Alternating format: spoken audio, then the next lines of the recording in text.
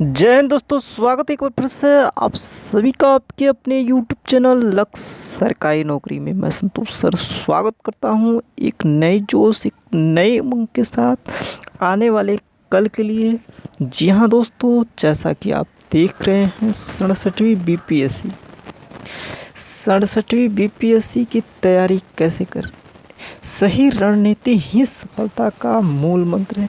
किसी भी परीक्षाओं में सफलता का मूल मंत्र सही रणनीति के साथ सही तैयारी ही सफलता दिला सकती है।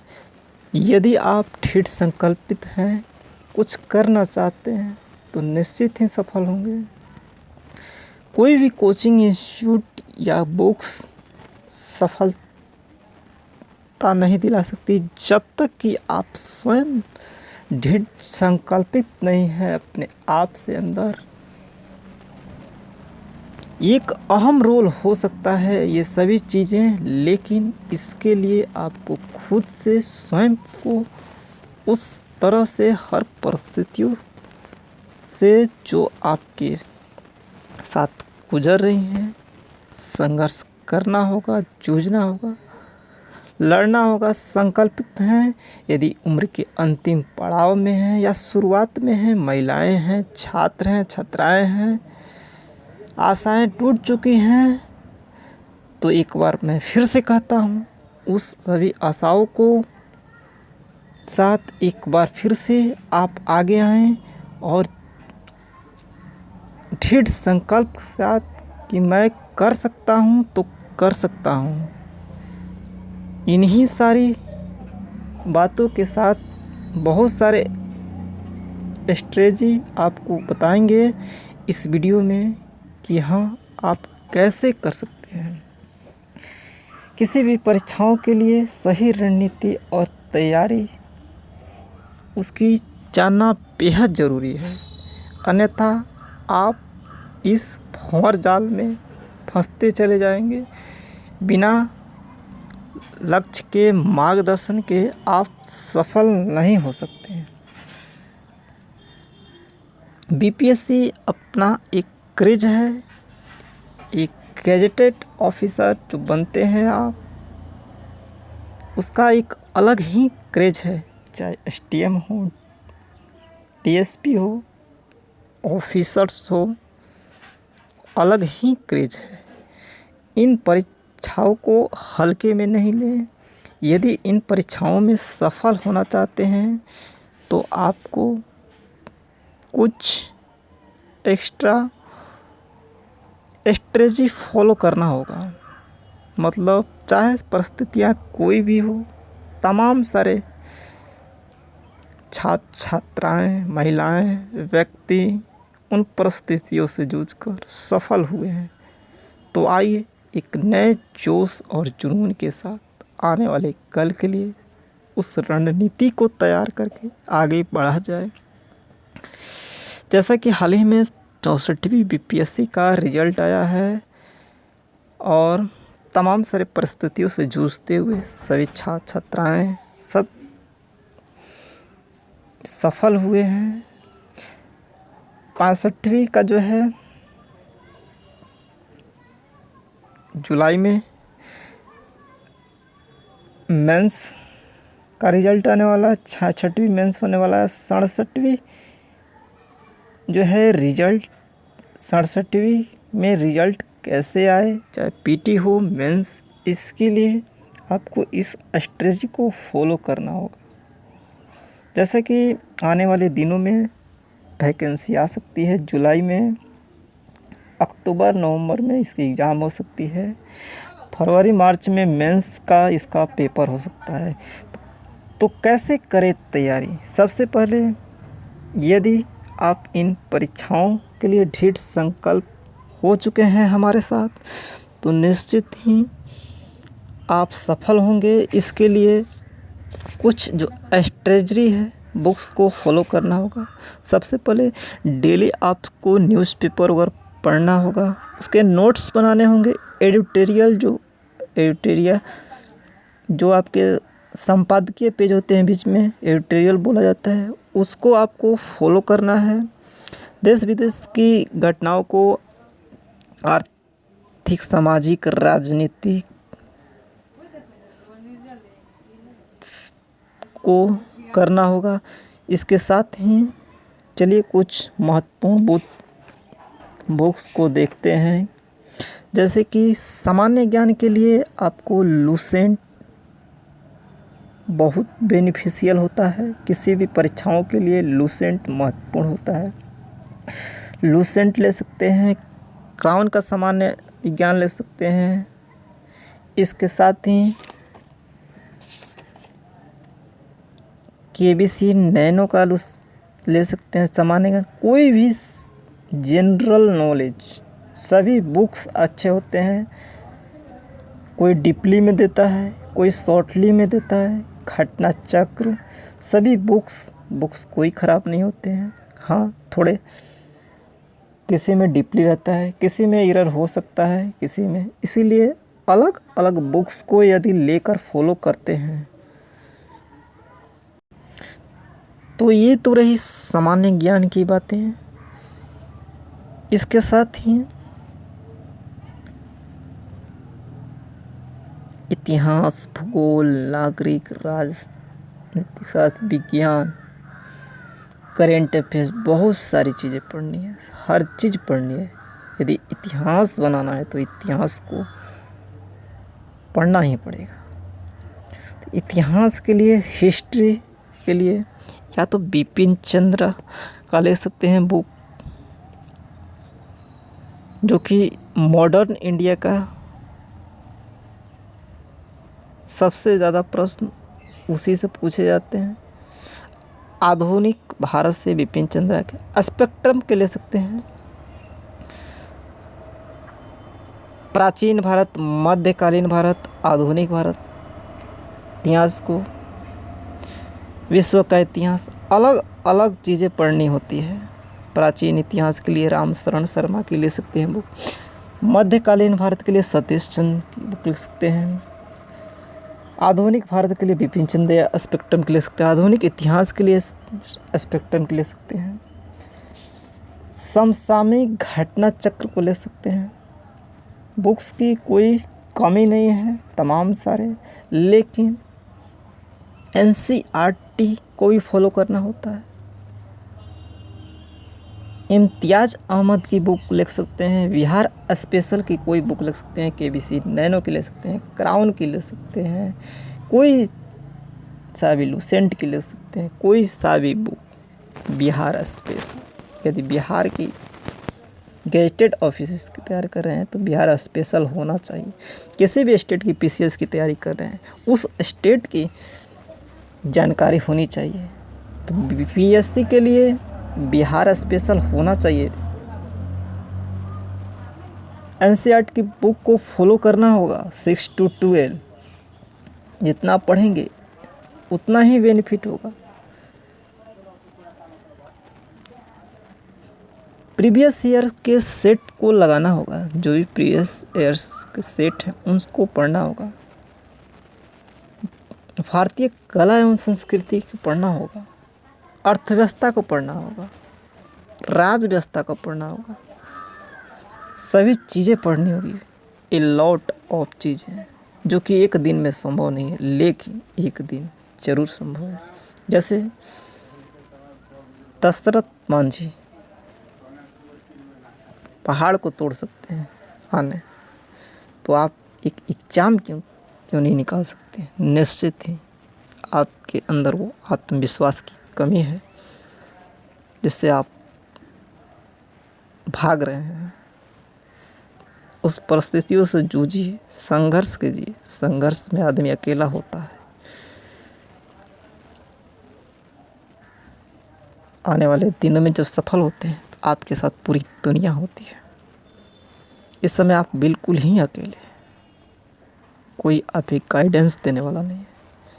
तमाम सारे सोर्सेज हैं, सोशल मीडिया है, यूट्यूब है, फेसबुक है, सभी चीज़ें हैं। फॉलो करें, रेगुलरली अपडेट रहें, रेगुलरली पढ़ें, फॉलो करें डायग्राम को 8 से 10 घंटा। सबसे अधिक प्रश्न बनते हैं तो हिस्ट्री से, और हिस्ट्री में सबसे अधिक, इतिहास में मॉडर्न से बनते हैं, जिसके लिए स्पेक्ट्रम, बिपिन चंद्रा, राजीव अहिर बुक ले सकते हैं। ये डीपली में है। शॉर्टली में आप सामान्य ज्ञान की ये जो बुक्स हैं तमाम सारे, इसमें पॉइंट ऑफ व्यू से दिया गया है जो परीक्षा उपयोगी है। इसलिए इन बुक्स को के साथ सभी चीज़ें फॉलो करना होता है। पोलाइटी में कम प्रश्न आते हैं, 10-15 क्वेश्चन। इकोनॉमिक्स में 15 क्वेश्चन। ज्योग्राफी की बात करें, भूगोल की, महस वर्णमाल की बुक्स लिखते हैं। सामयिक घटनाएं चक ले सकते हैं, तमाम सारे बुक। बिहार स्पेशल की आपको बताया ही गया। इम्तियाज़ अहमद की, क्रायोन की, कोई भी बिहार स्पेशल किसी भी पब्लिकेशन की बुक्स ले सकते हैं। मैथ बहुत कम प्रश्न आते हैं, अप्रॉक्स 10 प्रश्न आते हैं। करंट अफेयर्स के लिए मंथली मैगजीन को ले सकते हैं, स्पीडी को ले सकते हैं, सामान्य ज्ञान दर्पण को ले सकते हैं, प्रतियोगिता दर्पण को ले सकते हैं, प्लेटफार्म को ले सकते हैं, परीक्षा मंथन को ले सकते हैं। कोई सा भी फॉलो कीजिए। हर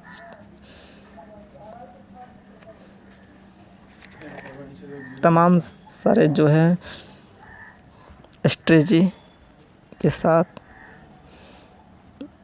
फॉलो करते हैं। इसके साथ ही पोलाइटी के लिए एम लक्ष्मीकांत की बुक ले सकते हैं। कला एवं संस्कृति के लिए सिंघानिया की बुक ले सकते हैं, नितिन सिंघानिया की। अर्थव्यवस्था के लिए रमेश सिंह की बुक ले सकते हैं। राज व्यवस्था के लिए लक्ष्मीकांत की बताया गई। तमाम सारे बुक्स हैं, बुक्स की कोई कमी नहीं है। दृष्टि की ले सकते हैं, दृष्टि पब्लिकेशन। तमाम सारे जो सेट हैं, 8-10 सेट हैं उनके, इस तरह ले सकते हैं। हिस्ट्री के 11th-12th NCERT को फॉलो करें। जियोग्राफी को 6 to 12 फॉलो करें। इकोनॉमिक्स को 9 to 12 रमेश सिंह की जो है फॉलो करें। बुक्स की कोई कमी नहीं है, तमाम सारे हमने बुक्स बताए। अब ज़रूरी है इसमें आप कितना फॉलो करते हैं। SK पांडे की अच्छी बुक्स आती हैं। तो बुक्स या कोचिंग संस्थान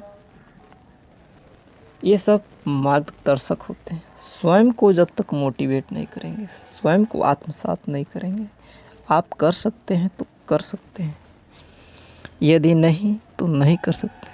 किसी भी परीक्षाओं में सफल होने का एक ही मूल मंत्र है, सही रणनीति के साथ, आत्मविश्वास के साथ सही तैयारी।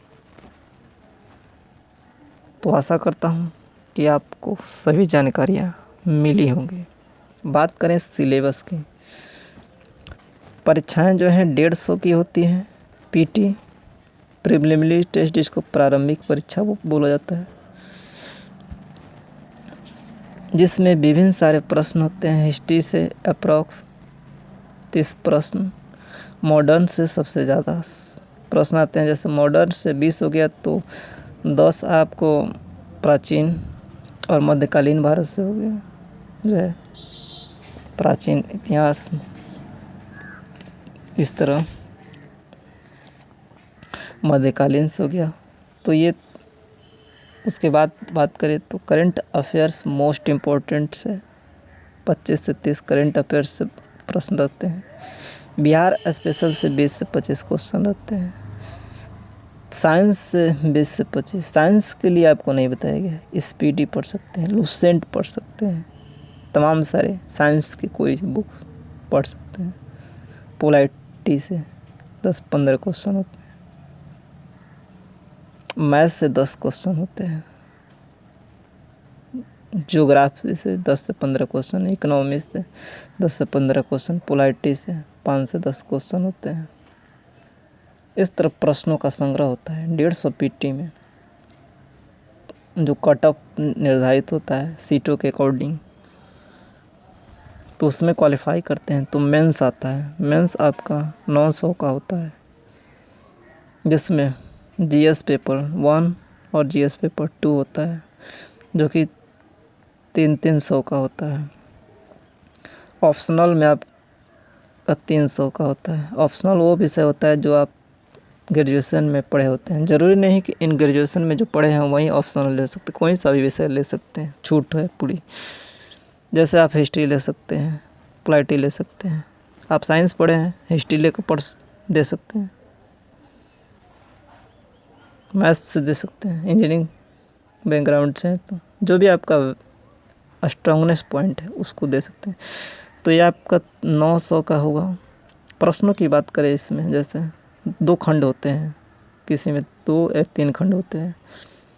जैसे टोटल क्वेश्चन अगर 12 दिए गए हैं तो 6 उसमें सॉल्व करना होता है। 10 दिए गए हैं, एक खंड में 5 और एक खंड में 5, तो इसमें से आपको 3 सॉल्व करना होता है, इसमें से 2, इस तरह। और इस तरह आपको जो है उसके मार्क्स सेट किए जाते हैं 300 के अकॉर्डिंग। अलग अलग मार्क्स होते हैं, लेकिन GS1 और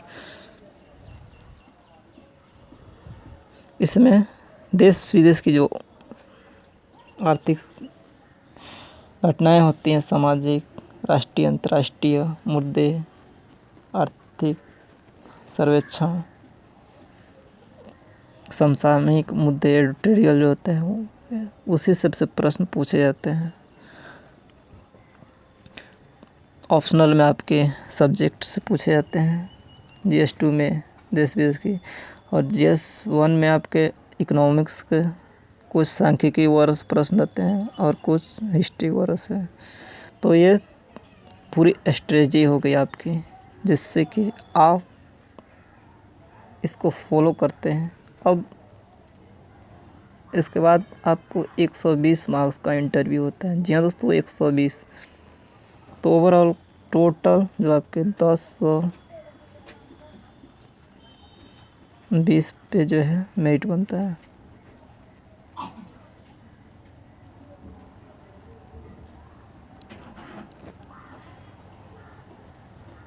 नौ 900 और 120, 10-20।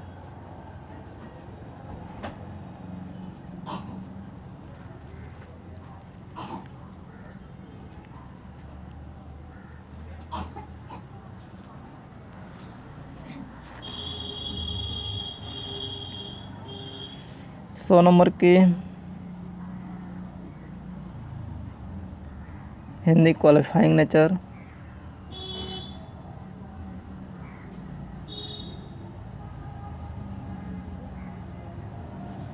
मार्क्स नहीं जोड़े जाते हैं।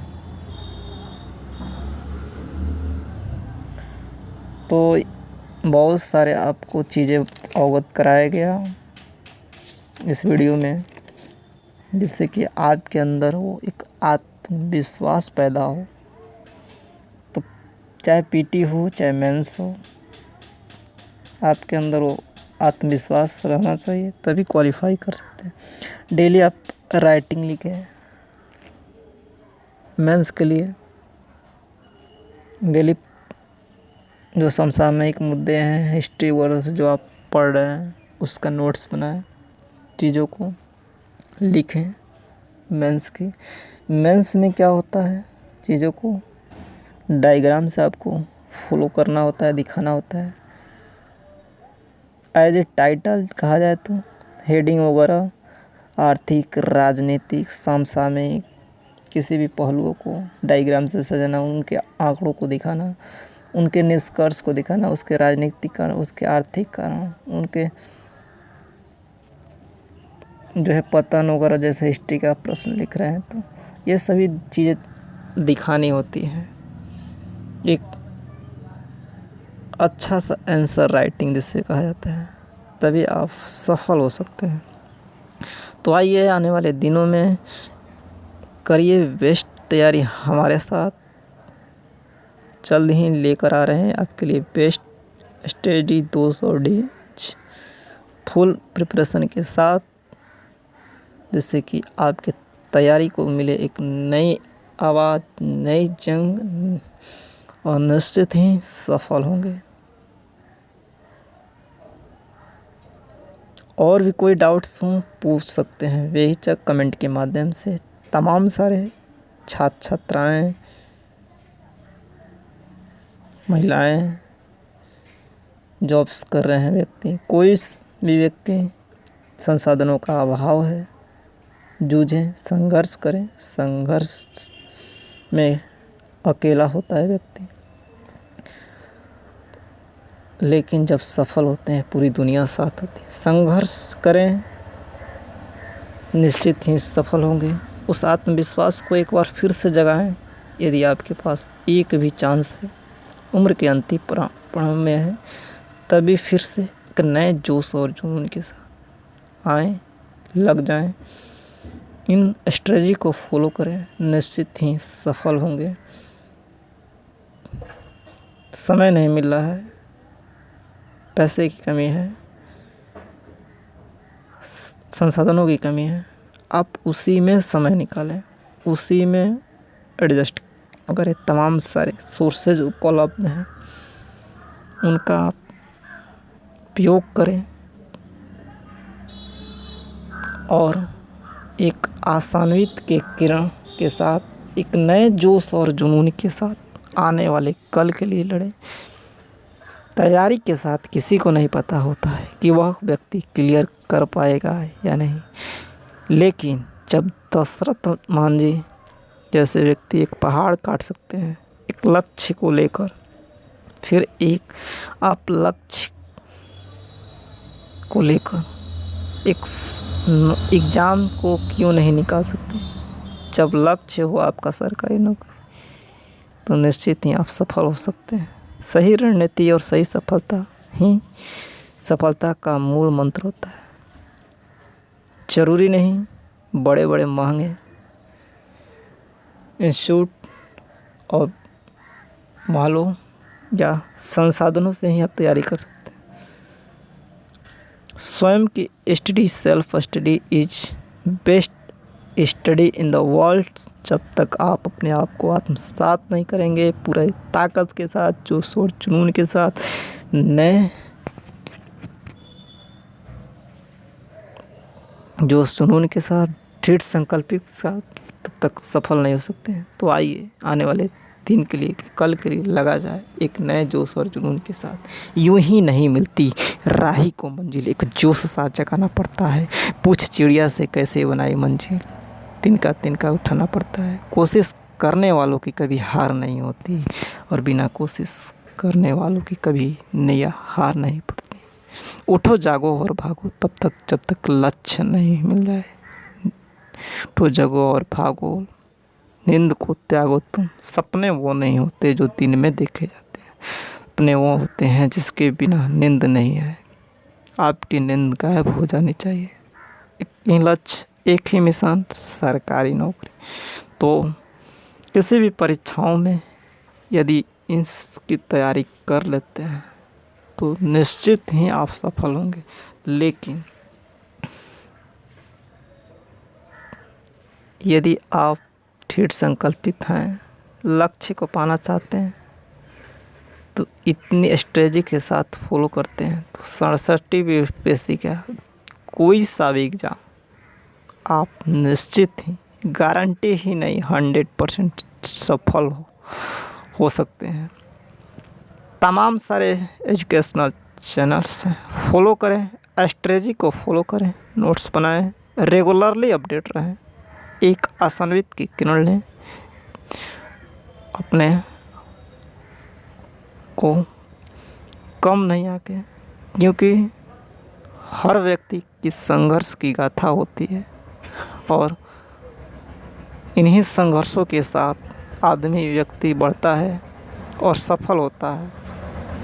समय और परिस्थितियां ही व्यक्ति को सफल बनाती हैं, उस ओर आक्रोशित करते हैं।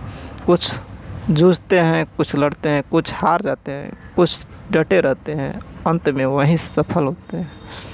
तो न हारना है, न डरना है, न झुकना है, न टूटना है, बस डटे रहना है उसी जोश और जुनून के साथ, एक ही मिशन, एक ही लक्ष्य, सरकारी नौकरी। स्वागत है, अभिनंदन है आप सभी का। आपके उज्जवल भविष्य की कामना करता है लक्ष्य सरकारी नौकरी। भाई संतोष। आशा करता हूँ कि हर वो चीज़ें स्पष्ट रूप से आपको मालूम हो गई होंगी रणनीति के साथ। अगर अब भी डाउट्स हो ज़रूर पूछें। डेली प्रैक्टिस करें, हर टॉपिक्स को फॉलो करें, नोट्स बनाएं, हर चीज़ों को बारीकी से अवगत हों।